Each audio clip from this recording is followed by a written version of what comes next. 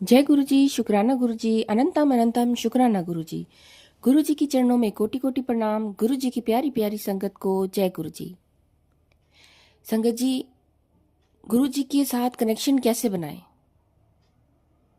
जैसे गुरु जी अपने समय में कहा करते थे कि मेरे नाल 1-to-1 कनेक्शन बनाया करो, तो कैसे हम गुरु जी के साथ अपना कनेक्शन बना सकते हैं? क्या कोई स्पेशल तरीका होता है? क्या कोई जप तप करना पड़ता है कि जिससे हम गुरु जी के साथ 1-to-1 कनेक्शन बना सकें? या फिर कुछ और तरीके होते हैं, कोई उपाय होते हैं? क्या ऐसी हमें कोई साधना करनी पड़ती है? नहीं संगत जी, ये सब करने की हमें कोई ज़रूरत नहीं होती गुरु जी के साथ कनेक्शन बनाने के लिए। गुरु जी को सिर्फ और सिर्फ हमारा थोड़ा सा समय चाहिए होता है और कुछ भी नहीं। कोई जप, कोई तप, कोई साधना कुछ भी करने की ज़रूरत नहीं होती। थोड़ा सा समय निकालकर बस गुरु जी के चरणों के पास बैठिए और वहीं से आपका गुरु जी के साथ कनेक्शन बनना शुरू हो जाता है। सबसे अच्छा तरीका है गुरु जी के साथ कनेक्शन बनाने के लिए कि आप सत्संग अटेंड करिए। आजकल की दौड़ भाग की ज़िंदगी में बहुत कम समय मिल पाता है संगत को सत्संग में जाने का। लेकिन संगत जी, आपसे रिक्वेस्ट है कि कम से कम महीने में एक सत्संग ज़रूर अटेंड किया करें। सत्संग अटेंड करने से क्या होता है? जाते हैं, शब्द गुरबानी सुन करके आ जाते हैं क्या? नहीं संगत जी, जब हम गुरु जी के चरणों में ध्यान लगा के उनके पास बैठते हैं, दुनिया की सारी बातें, सारी उलझनें, सारे दुख, सारी तकलीफ़ें हम भूल जाते हैं, क्योंकि उस टाइम सिर्फ और सिर्फ गुरु जी हमारे सामने होते हैं। हम गुरु जी के चरणों में बैठे होते हैं, ध्यान लगाते हैं। सिर्फ एक वही समय होता है संगत जी जब हम गुरु जी के साथ अपना कनेक्शन और स्ट्रॉन्ग बना सकते हैं। गुरु जी आपको सत्संग में ही आपके सारे सवालों के जवाब देते हैं। जो भी आपके मन में उलझने हैं, जो भी आपकी ज़िंदगी परेशानियां हैं, गुरु जी उन सब प्रश्नों के जवाब देते हैं और उनके सॉल्यूशन भी बताते हैं आपको। जब आप गुरु के चरणों में अपना समय देते हैं, बैठते हैं उनके पास, तो वो आपको ही नहीं, आपके पूरी परिवार को बहुत ब्लेस करते हैं संगत जी। क्योंकि गुरु जी कहते हैं कि तुम्हारे परिवार का अगर एक भी सदस्य मेरे पास आता है तो मैं उसकी पूरी फैमिली को ब्लेस करता हूँ। और सत्संग में जाने से हमें गुरु जी की संगत के भी दर्शन होते हैं। वो संगत जो गुरु जी के चरणों से हर पल जुड़ी हुई है। जब हम सत्संग में जाते हैं, हमारे पास कोई बात ही नहीं है करने के लिए, क्योंकि हमारा सारा ध्यान गुरु के श्री चरणों में होता है। गुरु जी हमें चाय प्रसाद, लंगर प्रसाद छिकवाते हैं सत्संग में और हमारी हर तरह की बीमारियां, कष्ट सब दूर करते हैं, क्योंकि गुरु जी के जल प्रसाद और लंगर प्रसाद में बहुत बहुत ताकत है संगत जी। इसलिए आप जब भी वहां जाए तो अपना प्रसाद पूरा खत्म करके आए, क्योंकि ये वो प्रसाद है, ये वो अमृत है जो सबके नसीबों में नहीं होता संगत जी। गुरु जी की बहुत थोड़ी और मुट्ठी भर संगत को ही ये नसीब होता है। और गुरु जी आपका हर तरीके से कल्याण करते हैं।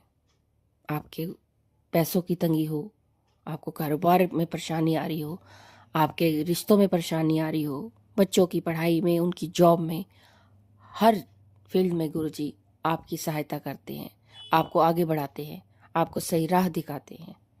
जो आपके लिए अच्छा है गुरु जी वही आपके लिए करते हैं। संगत जी, ऐसे गुरु कहाँ मिलेंगे जो न जप मांगते हैं न तप मांगते हैं, जो न साधना करने के लिए कहते हैं, न ही जंगलों में जाकर जाप करने के लिए कहते हैं। गुरु जी कहते हैं तो सिर्फ और सिर्फ मंत्र जाप करने के लिए कहते हैं संगत जी। सिर्फ मंत्र जाप, इस मंत्र जाप में ही पूरे ब्रह्मांड की शक्ति समाई है संगत जी। जब भी आपके मन में कोई दुविधा हो, कोई परेशानी हो, आप सिर्फ मंत्र जाप करिए। आपके जीवन में कोई परेशानी चल रही है, मंत्र जाप करिए। आपको जीवन में कोई खुशी मिली है तो मंत्र जाप करिए। दुख वेले अरदास और मंत्र जाप, और सुख वेले मंत्र जाप और शुक्राना। शुक्राना में संगत जी वो ताकत है जो बड़ी बड़ी शक्तियों को भी झुका देती है। और गुरु जी हमारे इतने प्यारे हैं, हमसे कुछ नहीं मांगते, कुछ भी नहीं। वो तो सिर्फ देने के लिए बैठे हैं, लेने वाला होना चाहिए। गुरु जी हमारे परम पिता हैं।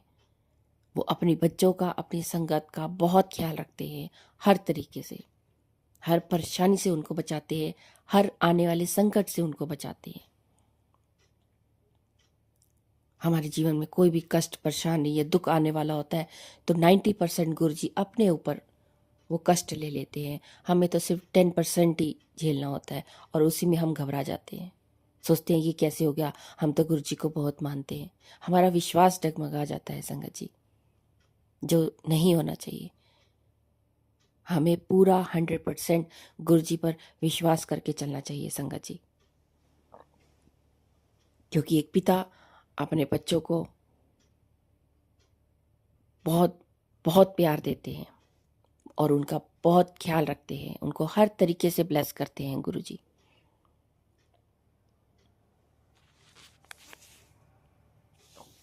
संगत जी पता नहीं, हम कह तो देते हैं हम 2 साल से जुड़े हैं, हम 1 साल से जुड़े हैं, पर ये तो गुरु जी ही जानते हैं कि गुरु जी ने हमें खुद से कब जोड़ा है। गुरु जी ही जाने जहान है, इस जन्म में जोड़ा है या पिछले जन्म में जोड़ा है, हमें नहीं पता। हम सोचते हैं शायद इतना समय हो गया, उतना समय हो गया। नहीं संगत जी, ये हमारी नज़र जो देख रही है वो नहीं है, ये गुरु जी जानते हैं। और कब किसको कहाँ जोड़ना है, कैसे जोड़ना है, वो भी गुरु जी ही जानते हैं।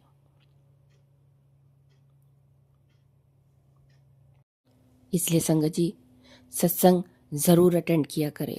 अगर गुरु जी के साथ हमने 1-to-1 कनेक्शन बनाना है, गुरु जी के साथ जुड़े रहना है, उनकी अपार ब्लेसिंग्स हमें पानी है, तो हमें कम से कम संगत जी महीने में 1 सत्संग ज़रूर से ज़रूर अटेंड करना चाहिए। सत्संग में जाने से संगत जी हमारे विचारों में, हमारी सोच में ज़मीन आसमान का परिवर्तन आने लग जाता है। हम दुनिया के छल कपट इन सब से दूर होने लगते हैं। अच्छे विचार हमारे मन में आते हैं और हमारे बुरे कर्म भी अच्छे कर्मों में बदल जाते हैं, और आने वाले समय में हम अच्छे कर्म करने लग जाते हैं। ईर्ष्या, द्वेष, इन सब चीज़ों से गुरु जी हमें बहुत दूर कर देते हैं, क्योंकि हम गुरु जी की मुट्ठी भर संगत में आते हैं संगत जी। और गुरु जी सबसे पहले कहते हैं कि मैं तुम्हारा अंदर का भांडा साफ करता हूँ, यानी ये शरीर रूपी जो तुम्हारा अंदर का हिस्सा है, अंदर का मन है, आत्मा है, मैं सबसे पहले इसको साफ करता हूँ। हमारे मन में, हमारे विचारों में, हमारे अंतरात्मा में जो भी नेगेटिविटी है, जो भी बुरे विचार हैं, उन सबको गुरु जी साफ कर देते हैं संगत जी। और ये होता कब है? जब हम सत्संग अटेंड करते हैं, जब हम सत्संग में बैठते हैं, गुरु जी से बातें करते हैं, गुरु जी से अपना दिल का हाल बांटते हैं संगत जी, तब गुरु जी के साथ हमारा 1-to-1 कनेक्शन बनता है। तब हमें गुरु जी के साथ साथ दर्शन होते हैं संगत जी। एक सत्संग ही वो सबसे बड़ा माध्यम है जो हमें गुरु जी से जोड़े रखता है।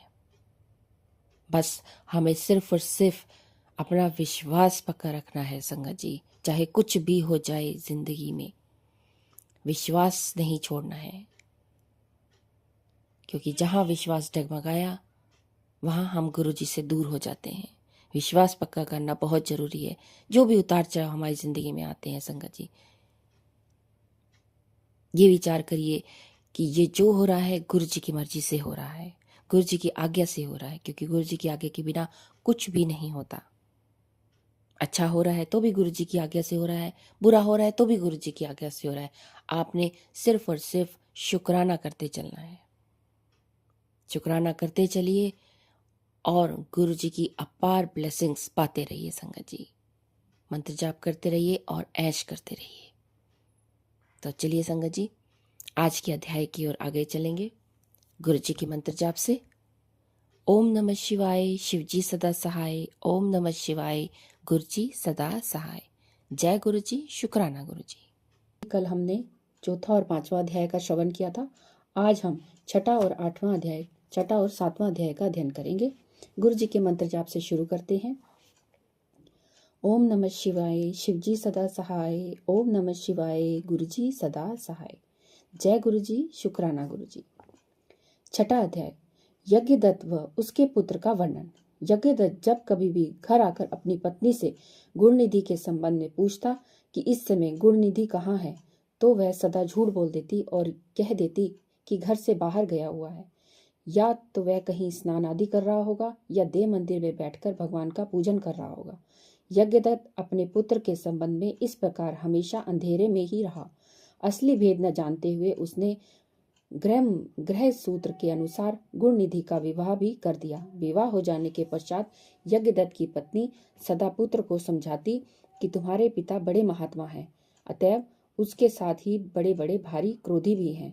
जब उनको तुम्हारे बारे में मालूम होगा तो इसके लिए तुम्हें और मुझे दोनों को ही दंड देंगे। तुम्हारा कुल बड़ा पवित्र है, फिर तुम यह बुरे काम क्यों करते हो? परंतु गुणनिधि पर माँ के समझाने का कुछ भी प्रभाव न पड़ा। सातवां अध्याय, यज्ञदत्त का अपने पुत्र के बारे में अपनी पत्नी से पूछना, पत्नी द्वारा झूठ बोलना। जब कभी यज्ञदत्त अपनी पत्नी से अपने पुत्र के बारे में पूछता तो वह यह बात बनाकर टाल देती। आखिर कब तक? एक दिन उसने पिता की अंगूठी चुराकर किसी जुआरी को दे दी। जब यज्ञदत्त ने उस जुआरी से पूछा कि यह अंगूठी उसके हाथ में कैसे आई है, तो जुआरी ने यज्ञदत्त से कहा कि उसने उनकी अंगूठी नहीं चुराई, किंतु उनके यहाँ तो ऐसी बहुत सी अंगूठियां मौजूद हैं। क्या मेरी अंगूठी देखकर आपकी नीयत तो नहीं बिगड़ गई? यज्ञदत्त ने जुआरी की बात सुनकर कहा, सुनो नल्ला, यह अंगूठी मेरी है और मुझे राजा के यहाँ से मिली है। तुम झूठ बोलकर उसे अपनी न बताओ, परंतु यह बताओ कि यह अंगूठी तुम्हारे पास कैसे आई है। यज्ञदत्त की बात सुनकर जुआरी को क्रोध आ गया।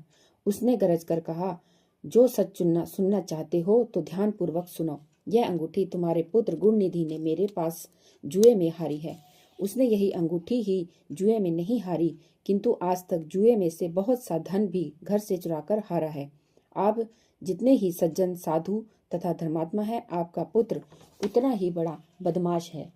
दुख इस बात का है कि आप इतने बड़े विद्वान होते हुए भी आज तक अपने पुत्र की करतूतों को नहीं जान सके। जुआरी की बात सुनकर यज्ञदत्त का मारे लज्जा के बुरा हाल हो गया। वह मारे लज्जा के मुंह ढांपे हुए तथा सिर झुकाए हुए अपने घर पहुंचा और घर आने के साथ ही अपनी पत्नी से पूछा कि गुणनिधि कहाँ है? वह अंगूठी कहाँ है जो उस दिन तुमने उपटना करते मेरे हाथ से ले ली थी? मुझे उसकी आवश्यकता है, उसे लाकर मुझे दे दो। यज्ञदत्त की बात सुनकर उसकी पत्नी ने उत्तर दिया, वह अंगूठी मैंने यहीं कहीं रख दी थी, अब मुझे याद नहीं आ रहा कि कहाँ रखी थी। स्त्री की बात सुनकर यज्ञदत्त ने कहा, तुम झूठी हो। जब कभी भी मैंने तुमसे गुणनिधि के बारे में पूछा है, तुमने मुझे झूठी बात बनाकर टालने की कोशिश की है। अच्छा, तुम अंगूठी की बात जाने दो और बताओ मुझे कि घर का अन्य बहुमूल्य सामान कहाँ है। न जाने मेरे किन पापों के कारण मेरे यहाँ ऐसा पुत्र पैदा हुआ है। फिर जब उसने घर का दूसरा कीमती सामान देखा तो मालूम हुआ कि सभी बहुमूल्य वस्तुएं गायब थी। इस पर यज्ञदत्त ने हाथ में जल लेकर पत्नी और पुत्र को तिलांजलि दे दी और एक ब्राह्मण की कन्या से अपना दूसरा विवाह भी कर लिया। संगत जी, यहाँ शिव महापुराण का 7वां अध्याय समाप्त होता है। कल हम 8वां अध्याय का श्रवण करेंगे और आप गुरु जी का मंत्र जाप करते रहिए और गुरु जी के चरणों से इसी तरह से जुड़े रहिए। संगत जी, शिव पुराण पढ़ने में संगत जी मेरे से कोई भी गलती हुई हो तो गुरु जी मुझे माफ करे, संगत जी मुझे माफ करना। गुरु जी का मंत्र जाप से समाप्ति करेंगे। ओम नमः शिवाय, शिव जी सदा सहाय। ओम नमः शिवाय, गुरु जी सदा सहाय। जय गुरु जी, शुक्राना गुरु जी, अनंतम अनंतम शुक्राना गुरु जी।